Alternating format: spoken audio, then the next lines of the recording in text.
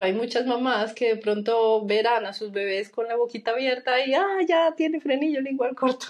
No, o sea, igual son señales de alerta, hay que estar mirando, o sea, si estás siempre con la boca abierta, puede ser, pero también puede ser que sea algo de la vía aérea o rinitis alérgica, que ahora muchos niños son alérgicos, entonces está siempre congestionado y tienden a estar más con la boca abierta. Pero efectivamente no es normal respirar por la boca, entonces si uno ve eso, mejor consultar. No sé si va a ser el frenillo, pero hay que ver qué es. Ya, genial, genial. Bueno, y con respecto a la técnica, nos hablabas que tú usas tijera Ajá, y o láser. sí. ¿Cuál es el criterio de usar una, otra o las dos?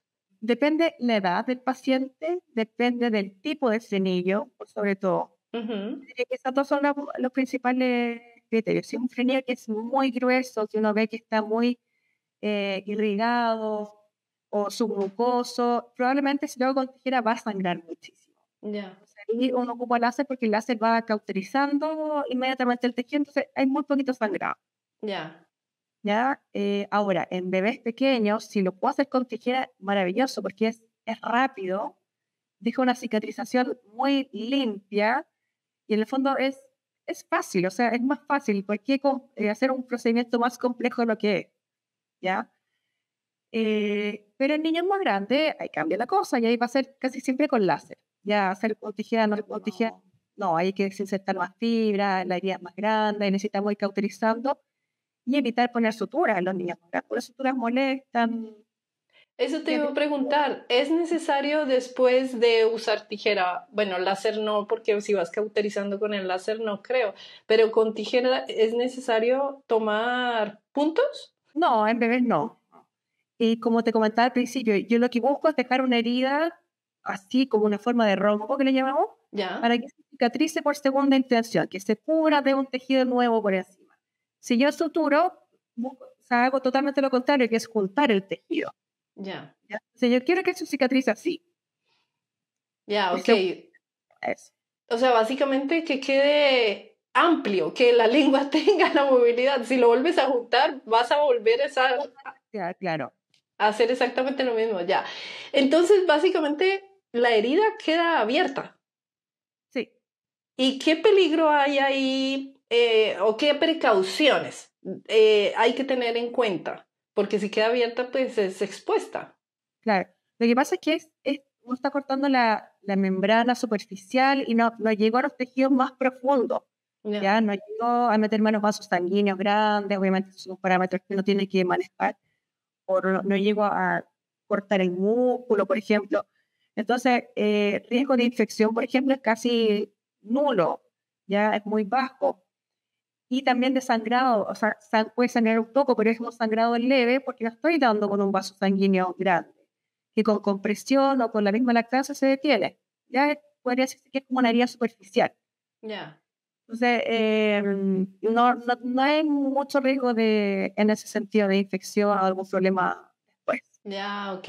Cuéntanos cómo es el proceso de cicatrización en tiempo y cómo se va viendo, porque claramente es una mucosa, no va a ser como en la piel que uno ve la costra, ¿cómo es ahí? Y que hay que estar como pendientes, me imagino que los papás pues tienen que estar mirando que se esté cicatrizando bien, que esté evolucionando de una manera correcta. Claro, y también les explicamos cómo van a ser las fases de la cicatrización. Ah, Por ya. ejemplo, el primer día se ve esta como herida abierta, que se ve un rombito de color rojo. Y ya el segundo día, el tercer día se empieza a tapizar por una mallita de tejido que se llama fibrina, que Ya, es blanca o amarilla. Entonces, si uno no explica eso antes, van a pensar que es una infección. Pero así cicatriza la mucosa, es como una costra, pero blanca. Eso se llama fibrina y va desapareciendo con los días. ok. Aproximadamente el día 10 por ahí ya se va empezando a poner rosadito y después ya es prácticamente imperceptible. Esas son las etapas de la cicatrización. Y la parte más molesta del proceso es el primer y segundo día. O sea, no porque esté esa membrana blanca va a generar dolor en el bebé. Ujú. Realmente son los 2 primeros días los más fomes, digamos. Ya, ya. Sí, me imagino los más incómodos también. Eh, ¿Crees que se pueda dificultar mucho la lactancia adicional a todo el proceso pues, que llevan? Pero puede dificultar la lactancia así como volverla a retomar bien, bien. Em, de post-procedimiento, puede ser que haya, como tenemos una lengua que se mueve diferente, Sí, con una herida abajo, puede ser que haya una descoordinación inicial o alguna molestia los 2 primeros días, ya. podría ser, pero después ya todo se arregla. Ahora, eso es poco, lo vemos poco en clínica, generalmente es bastante más inmediato el cambio positivo. Ah, ok. Que es bastante tranquilizador. Sí. Sí, Y puede pasar, entonces igual es mejor advertir a los padres que podría haber, y las mamás dicen, ay, parece que retrocedí, y no, no es un retroceso, es como una readaptación. claro, claro, porque el bebé desde el principio tiene ya su manera de hacerlo, aprendió a hacerlo de esa manera y pues básicamente le liberas la lengua, lo tiene que volver a hacer. Es como Claro, otra vez volver otra vez a un proceso bien, nuevo. ya diferente, requiere de esta adaptación. Claro. Y cirugía, Ujú. ¿requiere de alguna aplicación, medicamento para, pues, paracetamol, ibuprofeno? ¿Requiere Eh, aplicar? Como te decía en un comienzo, el manejo del dolor es fundamental. O sea, un bebé que está con dolor va a estar irritable, le va a costar alimentarse. Entonces, el dolor intraoperatorio, que lo manejamos con anestesia, es muy importante, pero el postoperatorio también. O Ya. sea, todos los bebés, independiente de cómo haya sido la cirugía, los dejamos con 2 días de paracetamol, que es lo más indicado o lo más seguro de dar en bebés pequeños. En bebés pequeños, incluso recién nacidos, o sea, un día de nacido. Claro. Lo que pasa es que también en bebés de un día de nacido No has no, hecho. o sea, no es que no haga, lo que pasa es que uno espera por lo menos que la mamá le haya bajado la leche, por ejemplo, porque si no, no tengo cómo evaluar la succión. Entonces, yo te diría que a los 10 días, ahí, por lo menos a mí me gusta empezar a hacer la esterectomía, no antes. Ya. Siempre siento que mientras antes mejor, pero nunca tanto. Nunca como ya Sí, saliste de la sala de parto directo. claro. No, no, demos unos días por lo menos. Ya, ya, ok.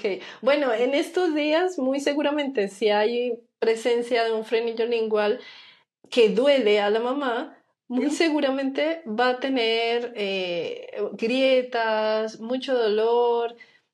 Yo aconsejaría que se diera mientras tanto, o sea, mientras, bueno, te dan el diagnóstico y mientras ya se hace la frenectomía, pues hacer una lactancia en diferido. O sea, darle con jeringa o con el dedo, Claro. porque la verdad que es evitar un dolor y un malestar incomodísimo a la mamá. Sí, hay diferentes, bueno, las asesores de lactancia, las fonoaudiólogas manejan mejor que yo todavía eso, pero llegan, eso pasa un poco, que llegan mamás desesperadas con dolor, pero de repente si yo tengo una contraindicación para hacer el procedimiento, no puedo hacerlo. Claro. Y tenemos que esperar nomás, y tenemos que esperar para poder hacerlo. Y por mientras dice, pero ¿cómo lo alimento? Bueno, tenemos que ver sonda el dedo, sonda el pecho, no sé, buscar alternativas que no sea un sufrimiento para la mamá, pero el bebé hay que alimentarlo. Sí, Hasta aquí logremos tener las condiciones óptimas de hacer la frenectomía. Pero sí. efectivamente a veces uno no puede solucionar así inmediatamente el problema. Y entonces, ¿cuáles serían como esas condiciones como básicas? Que tenga más o menos unos 10 días de nacido, que claramente se vea pues que tenga el frenillo lingual corto y qué otra cosa antes Claro. de. Bueno, los 10 días es relativo, pero por ejemplo que sea un bebé que haya nacido de término, si es prematuro, esperemos por lo menos a que tenga la edad del parto, digamos, Ya. por un tema de madurez de sus funciones también, el peso, que pese por lo menos 3 kilos. Ahora veo muchos bebés que nacen de 2,7 kilos, 2,8 kilos, como que están más pequeñitos los bebés. Y ahí esperemos por el volumen de anestesia también, sobre todo, esperar que tenga 3 kilos de peso.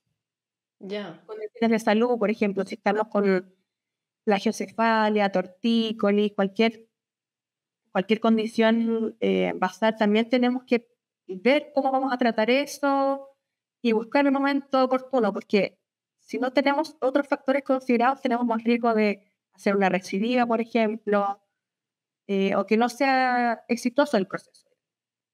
Ya, ok. Que no sea exitoso, ¿te refieres a que la expectativa de mejorar la succión no se dé? Claro, exactamente. Pero no se da es básicamente porque tiene otros inconvenientes Claro, adicionales. pueden ir sumando, o por ejemplo, factores que me pueden favorecer una recidiva. Recidiva es que la cicatrización eh, quede muy fibrosa, por ejemplo, y que me haga como un falso frenillo, digamos, que la misma cicatrización me vuelva a traccionar la lengua. ¿Ya? Wow. Entonces, y eso pasa por la cicatrización propia de cada paciente, por el uso del chupete, por ejemplo, por falta de movilidad de la lengua posterior, como que no hayan tantos ejercicios. Sí, Oh, o sea que en ese caso tienes que volver otra vez a sí, realizar. claro. Entonces, por eso es que hay que cuidar bien todas las condiciones y elegir bien el momento para realizar la cirugía. Y me imagino que es muy personalizado, depende de cada bebé, de cada Claro. diada, Exactamente. lo que se vaya presentando, bueno, tú lo vas evaluando básicamente, no es como a todos de una